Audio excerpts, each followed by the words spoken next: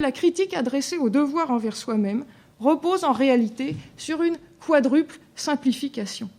Bref, que l'éthique qui se dit minimale est sans doute plus une éthique simplificatrice qu'une éthique de la liberté. La première simplification concerne la personne, le sujet que nous sommes. En effet, dire que je ne peux être l'obligeant et l'obligé, c'est refuser l'altérité à soi qui constitue le sujet. C'est refuser de reconnaître sa complexité, la possibilité en nous de deux modes d'être radicalement différents. C'est au fond penser le sujet sur le modèle des choses. La deuxième simplification concerne le corps.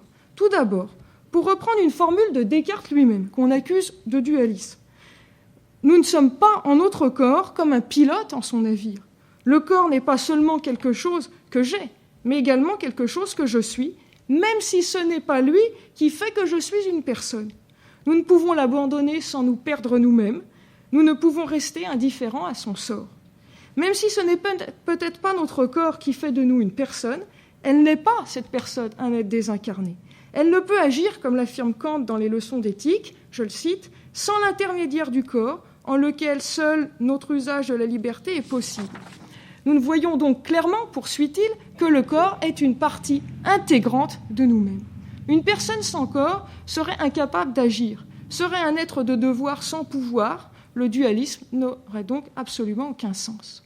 De plus, refuser le dualisme ne justifie aucunement une morale naturaliste. Les devoirs envers le corps ne sont des devoirs que parce qu'il est notre corps, et non parce qu'il s'agit d'un corps vivant. Ce ne sont pas des devoirs imposés par la logique naturelle en nous. Si la dignité interdit de porter atteinte à son corps, ce n'est pas parce que la vie est une valeur absolue, mais précisément parce que ce n'est pas le cas.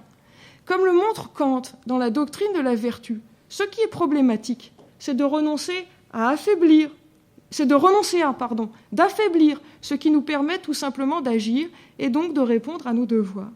Ce n'est pas une finalité naturelle qui permettrait de fonder ou simplement de reconnaître les devoirs qui ne sont pas des devoirs finalement envers le corps, mais des devoirs envers notre corps, c'est-à-dire le corps d'un sujet moral.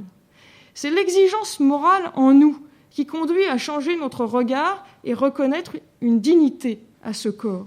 Dignité qui reste donc effectivement introuvable si l'on inverse le mouvement et part de l'observation du vivant.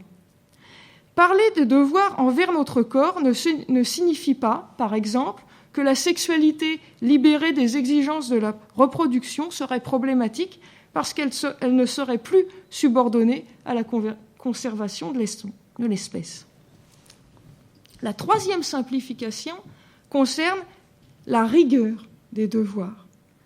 En effet, l'accusation de cruauté et de tyrannie ne tient que parce qu'on confond la rigueur du devoir éthique avec l'impossibilité de prendre en compte la complexité du réel. Or, c'est loin d'être le cas, dans la mesure où l'éthique ne concerne que l'attitude de notre volonté. Ce qui est alors problématique, c'est qu'en portant volontairement atteinte à notre corps, on renonce volontairement à ce qui rend possible la réalisation du devoir. Et ainsi, on renonce volontairement au devoir lui-même. Mais on peut distinguer provoquer consciemment et provoquer volontairement. Une conséquence, la conséquence d'un acte, pourtant certaine et prévue, n'est pas nécessairement poursuivie, n'est pas donc nécessairement voulue. C'est ainsi qu'on fait par exemple la différence entre se suicider et se sacrifier.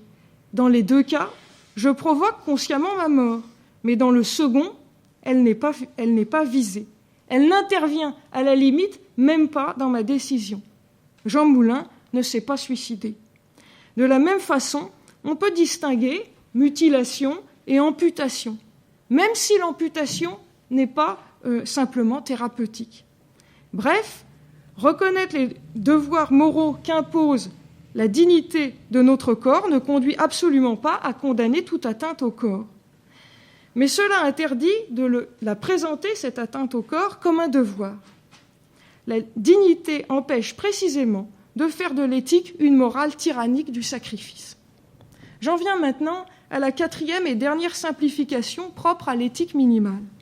Ce n'est pas parce qu'il faut distinguer le droit et l'éthique, ce n'est pas parce que le premier n'a pas à exiger que nous agissions de manière désintéressée, mais seulement sans y être forcés par autrui, que le droit ne peut concerner le rapport à nous-mêmes. Même si ce que je fais de moi-même ne cause à autrui aucun tort, ne met pas en question son consentement, cela peut bien annuler ce qui fait de moi un sujet de droit, c'est-à-dire mon libre arbitre. Il serait donc totalement contradictoire que le droit légitime la servitude volontaire. Le droit ne peut donc reconnaître comme légitimes les façons de traiter mon corps qui ont une telle conséquence. Et il n'a pas besoin, pour cela, d'invoquer l'ordre public.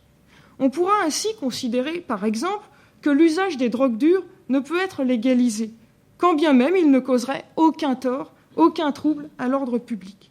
On pourra aussi, pour prendre un autre exemple, dire que même si la prostitution pose un problème moral, cela n'autorise pas à la condamner juridiquement, qu'on ne peut vouloir la pénaliser ou l'abolir pour des raisons éthiques, et qu'on ne pourra refuser de la légaliser que si, et seulement si, on arrive à montrer qu'elle conduit, même consentie et non forcée, à la servitude, si on arrive à montrer que même consentie et non forcée, elle est toujours une forme d'esclavage.